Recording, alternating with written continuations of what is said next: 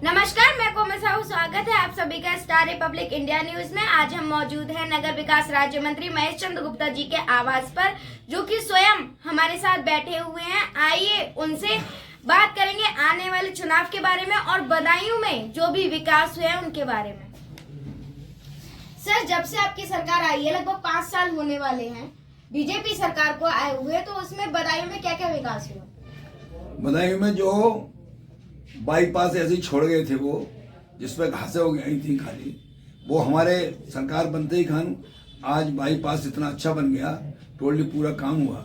Medical college खाली छोड़ गए थे, आज वहाँ मेडिकल में वहाँ पढ़ाई चालू हो गई और हमने माननीय मुख्यमंत्री से काफ़ी पैसा दिलवाया और आज बदायूं में इतना विकास कार्य हुआ है। हमारे यहाँ अगर देखा जाए तो कितनी सड़कें हैं और हमारी विधानसभा में 400 kVA का विद्युत घर बनाया है, जो कि 6 से 65 कुछ करोड़ का है।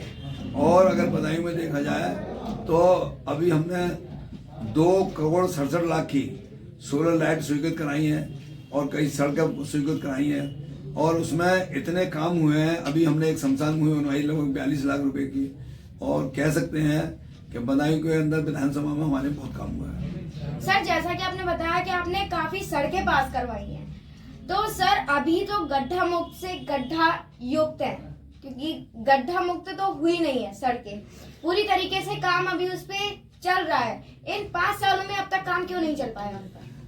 पीछे मात्र पिछले का इतिहास देखा जाए तो उसमें बहुत कम सड़क, यानी रोज की बहुत, यानी 3-4 किलोमीटर ऐसे बहुत कम सड़क थी। आज हमारे भाजपा की सरकार में कितने एक्सप्रेस वे, कितनी सड़कें, यानी यार हम कह सकते हैं कई किलोमीटर रोज सड़कें बन रही हैं। जबकि सच्चाई है 5 साल में 2 साल हमारे कोरोना उसमें चले गए, जो वैश्विक महामारी थी उसमें चला गया, क्योंकि माननीय मोदी जी ने कहा जान है तो जहान है।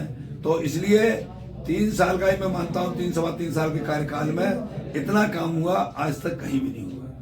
और रही उसकी, अभी आपने कहा था कि भाजपा चुनाव के उसमें, तो चुनाव में तो अब बच्चा बोलने लगा कि भारतीय जनता पार्टी की पहले से ज्यादा सीटें आ रही हैं।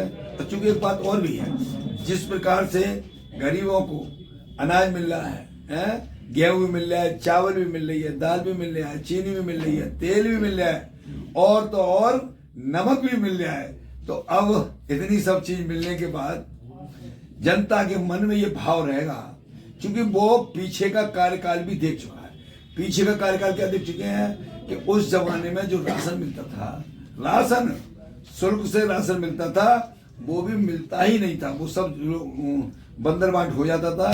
और इस समय निःशुल्क मिल रहा है, तो उनके मन में भावना है कि कहीं अगर जरा सी भी हमने गड़बड़ कर दी और वो सरकार आ गई पीछे वाली, तो वो फिर ये भी सब ले जाएगी। तो इसलिए आज मैं कह सकता हूँ गरीबों को पेंशन पहले मात्र 300 रुपये मिलती थी, आज पीछे पर हमारे योगी जी ने 500 कर दी, अभी 1000 कर दी। किसान सम्मान, यार अगर गिनाए जाए तो आज मैं कह सकता हूँ कोई भी परिवार ऐसा नहीं है जिसने किसी न किसी रूप का लाभ न लिया हो, सरकार की योजनाओं का लाभ न लिया हो। जब इतनी सब योजनाओं का लाभ लिया है तो हमारे यहाँ के लोग भावनात्मक भी लोग हैं। गाँव की भाषा में कहते हैं किसी का कुछ हम खाते हैं, पीते हैं, कुछ करते हैं तो उसका हम निभाते भी हैं। तो वो हम लोग, मतलब जो जनता है वो उसको निभाएगी भी।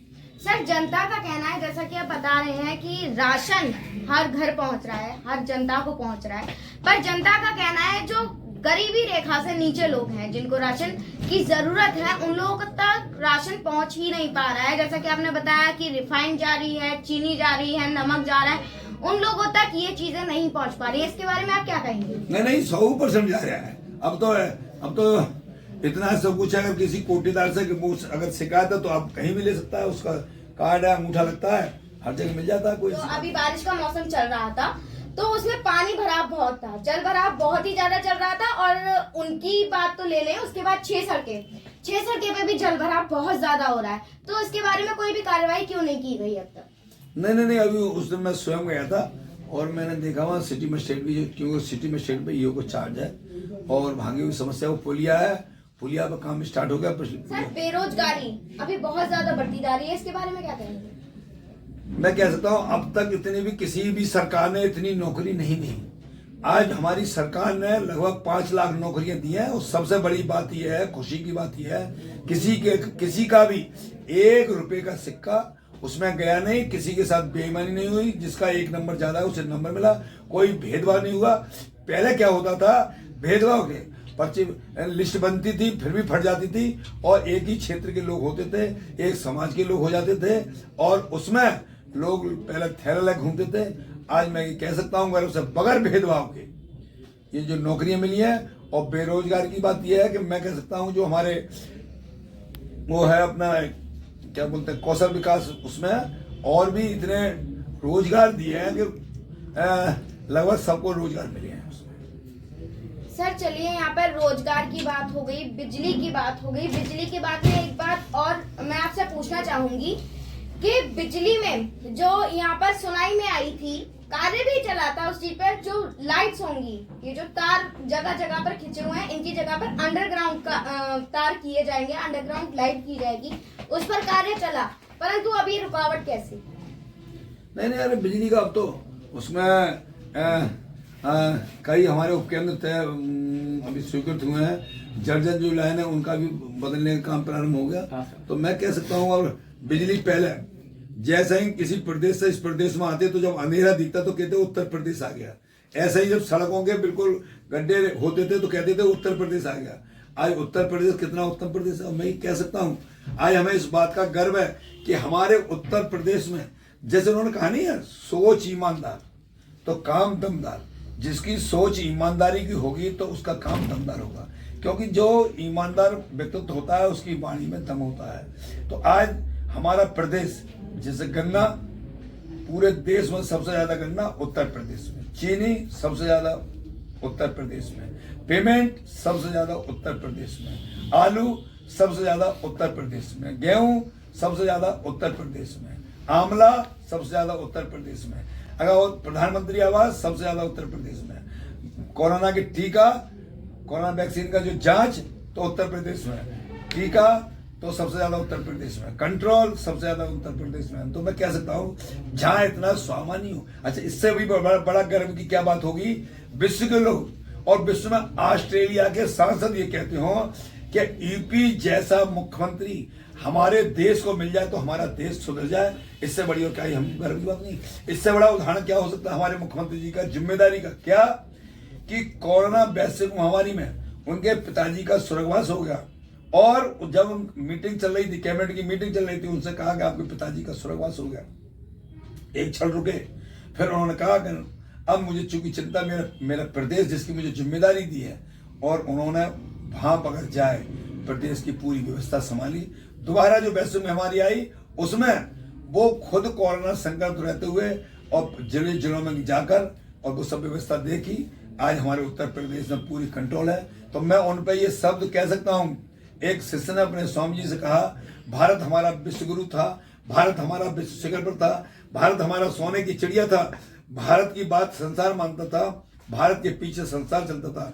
वो दिन कब आएगा जब भारत हमारा विश्व गुरु होगा। तो उन्होंने कहा, सुन बच्चा, मैं इसका सूक्ष्म उत्तर देता हूं। तो उन्होंने कहा, जो व्यक्ति जिस जिम्मेदारी पर है वो जिम्मेदारी बखूबी निभाने लगे, उसी दिन भारत हमारा विश्व शिखर पर आ जाएगा। तो हमारे मुख्यमंत्री जी पे ये दोनों बात लागू है। हमें इससे भी और बड़े गर्व की बात क्या हो सकती है, जिससे हमारा मस्तक ऊंचा होता है, चौड़ा सीना होता है। क्या बिहार में जब चुनाव चल रहे थे, बिहार में दूसरे दलों की भी मीटिंग होती, जिस दिन हमारे उत्तर प्रदेश के मुख्यमंत्री जाते, दूसरी पार्टियों के लोग, दूसरे दलों के लोग, जनता भागकर वो कहती आज यूपी का शेर आया है, यूपी का शेर आया है, हम मान जाएंगे। इससे बड़ी और क्या बात है। मैं कह सकता हूँ आज हमारे प्रदेश में खुशहाली है। खुशहाली क्या है, पहले गुंडागर्दी चरम सीमा पर थी। इतनी गुंडागर्दी थी कि लोग जैसे दिन मुनता था घर से बाहर नहीं निकलते थे। माफिया लोग जबरदस्ती लोगों की जमीनों पर कब्जा कर रहे थे, लोग उनके सामने बोलने को तैयार नहीं थे। बदमाश इतने हावी हो गए थे कि उनके सामने पुलिस असहाय हो गई थी। पहले बदमाश जो थे पुलिस पर आक्रमण करते तो पुलिस असहाय हो जाती थी। आज बदमाश अगर पुलिस पर या किसी जनता पर आक्रमण करती है तो पुलिस उनको ठस। जैसा कि आप देख रहे हैं कि हमारे नगर विकास राज्य मंत्री ने हमें क्या क्या बताया, जो भी उपलब्धियां उन्होंने अब तक ली हैं, 5 साल लगभग समाप्ति की ओर जा रहे हैं और क्या क्या विकास बदायूं में हुए हैं, कैसी कैसी चीजें जो कि अभी तक नहीं हो पाई हैं वो कार्यशील पर चल रही हैं। इसी के साथ मैं अपने कैमरामैन अजय चौहान के साथ Komal Sahu, star Republic India news.